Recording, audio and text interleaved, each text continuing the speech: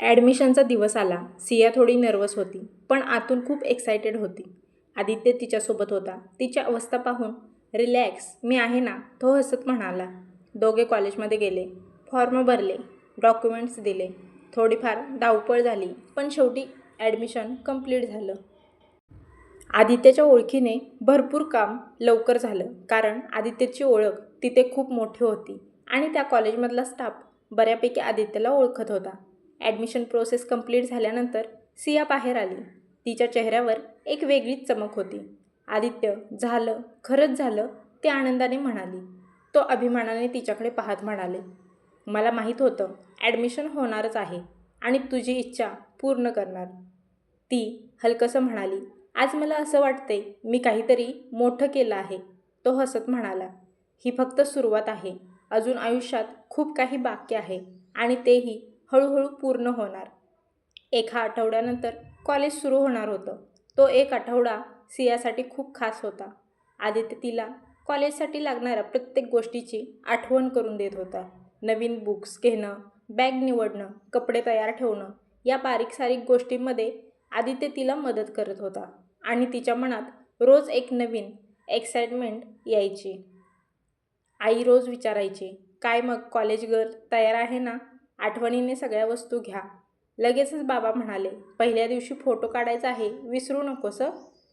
सिया हसत सगळं ऐकत होती.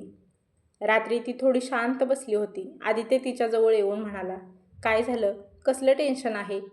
ती हळू आवाजात म्हणाली, थोडी भीती वाटत होती. नवीन सगळं आहे ना? तो तिचा हात धरून म्हणाला, पहिलं पाऊल नेहमीच थोडं अवघड असतं, पण तू खूप स्ट्रॉंग आहेस. ती हसली, तू आहेस ना, म्हणूनच कॉन्फिडन्स येतो, ती म्हणाली. आयुष्यातला नवीन टप्पा सुरू होणार होता. नवीन लोक भेटणार होते, नवीन अनुभव मिळणार होता आणि स्वतःला शोधण्याचा प्रवास चालू झाला होता. त्या रात्री सिया झोपली, पण तिच्या मनात एकच विचार होता, उद्यापासून माझं आयुष्य बदलणार आहे. पहिलं पाऊल टाकलं होतं, आता पुढचा प्रवास सुरू होणार होता. दुसऱ्याच दिवशी सकाळी घरात एक वेगळीच उत्सुकता होती.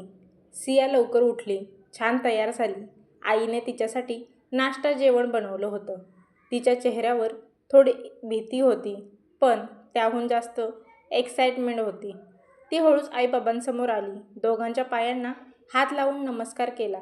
आईने तिच्या डोक्यावर हात ठेवला. खूप पुढे जा आणि नेहमी हसत राहा.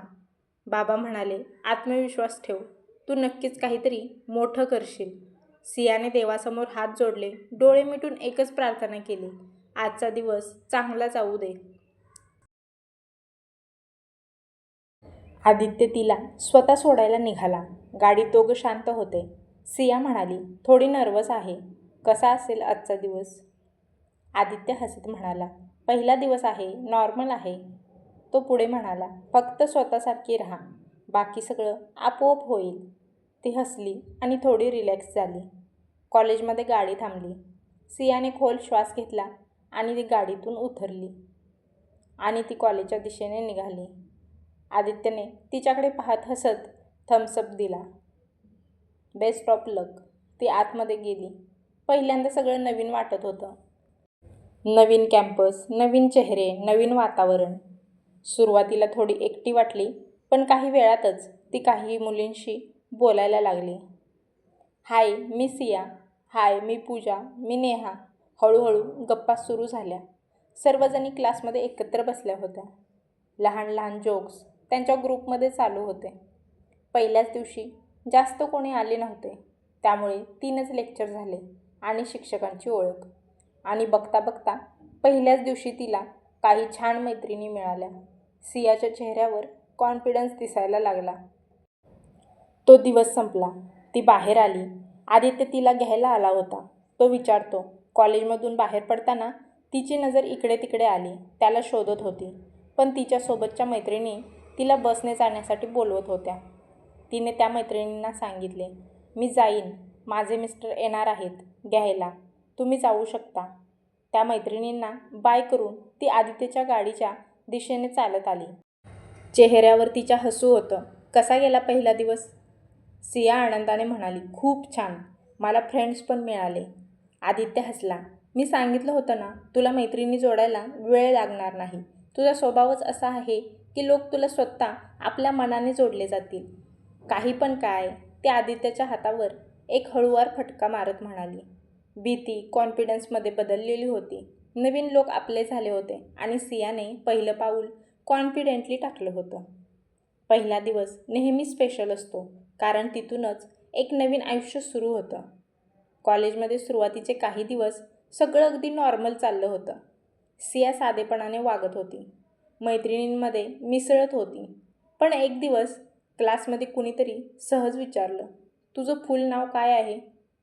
सिया आदित्य, ती म्हणाली. तेवढ्यात दुसरी मुलगी म्हणाली, आदित्य म्हणजे तो मोठा बिझनेसमॅन? तोच तुला कॉलेजमध्ये सोडायला आणि घ्यायला येतो ना? सिया थोडी गोंधळली. हां, ती हळूच म्हणाली. सिया थोडीशी घाबरलेली होती, कारण तिला वाटत होतं आपलं लग्न त्याच्याशी कसं झालं आहे ते फक्त आदित्यला आणि तिलाच माहीत होतं. बाकी लोकांना जास्त काही माहीत नव्हतं. त्यामुळे ती असे प्रश्न का विचारते यामुळे तिला थोडं ऑकवर्ड वाटत होतं. आणि तिथून सगळं बदलायला लागलं. त्या मैत्रिणीने सगळ्यांना तिची ओळख करून दिली. सगळे तिच्याकडे वेगळ्या नजरेने पाहू लागले.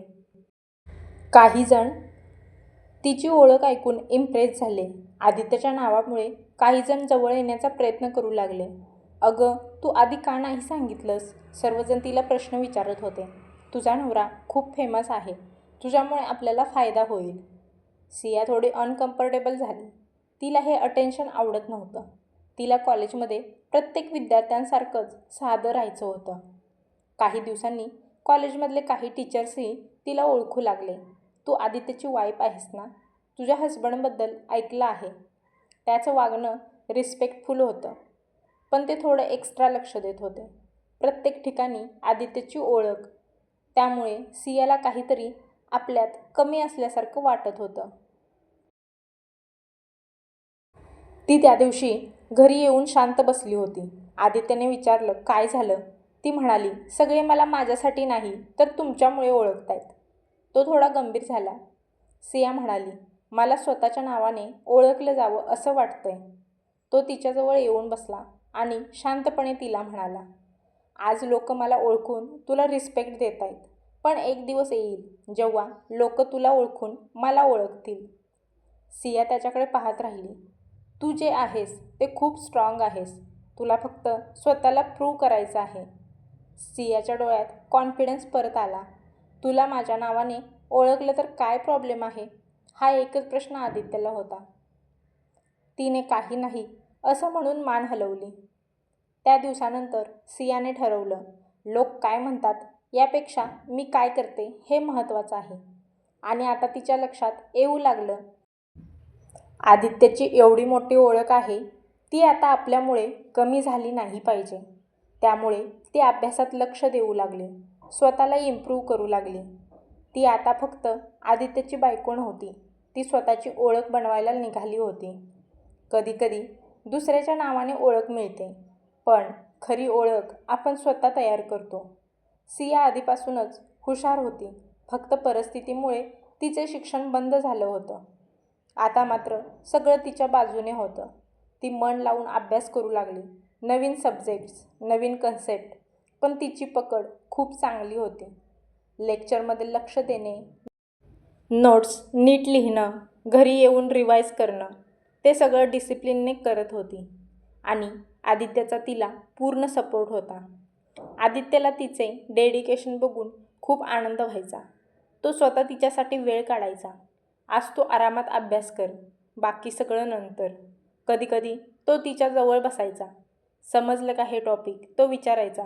ती हसत म्हणायची, हो, पण तू एक्सप्लेन केलंस तर अजून जास्त क्लिअर होईल. आणि मग दोघं मिळून स्टडी करायचे. भरपूर गोष्टी सियाच्या पटकन लक्षात येत नव्हत्या, पण आदित्यने एखादी गोष्ट तिला समजून सांगितली की ती परफेक्ट तिच्या लक्षात राहत होती. घरात आता कामवाली होती. स्वयंपाक, साफसफाई, इतर कामं सगळं व्यवस्थित होत होतं. आईही म्हणायची, तू फक्त अभ्यासावर लक्ष दे, बाकी आम्ही बघतो. सियासाठी हा सगळ्यात मोठा सपोर्ट होता. तिचा कॉन्फिडन्स वाढत होता, तिचं नॉलेज वाढत होतं आणि तिचं व्यक्तिमत्व अजून जास्त स्ट्रॉंग होत होतं. एक दिवस आदित्य तिला म्हणाला, तुला बघून वाटतं तू खूप पुढे जाणार आहेस. सिया हसली, कारण माझ्यासोबत तू आहेस, मग मी पुढे जाणारच ना. तो म्हणाला, मी तुझ्यासोबत आहेच आणि तुझ्यासोबत तुझं हार्डवर्कसुद्धा आहे. ते सगळ्यात मोठं आहे. घर, अभ्यास, नातं, सिया सगळं खूप छान मॅनेज करत होती. त्याला संधी मिळते तो पुढे जातो, पण जो मन लावून मेहनत करतो तो खूप पुढे जातो. कॉलेज छान सुरू होतं. सिया अभ्यासात चमकत होती. टीचर्सही तिच्यावर खुश होते. मैत्रिणी तिचं कौतुक करत होत्या. पण एक दिवस सगळं थोडं बदललं. कॉलेज सुटल्यानंतर कॉरिडॉरमध्ये सिया तिच्या मैत्रिणींसोबत उभी होती. तेवढ्यात एक मुलगा तिथे आला. तो आधीपासूनच थोडा ॲटिट्यूडमध्ये होता. तो हसत म्हणाला, काय मॅडम, लग्न झाल्यावर पण कॉलेज? सिया थोडी शांत झाली. इग्नोर करायचा प्रयत्न केला, पण तो थांबला नाही.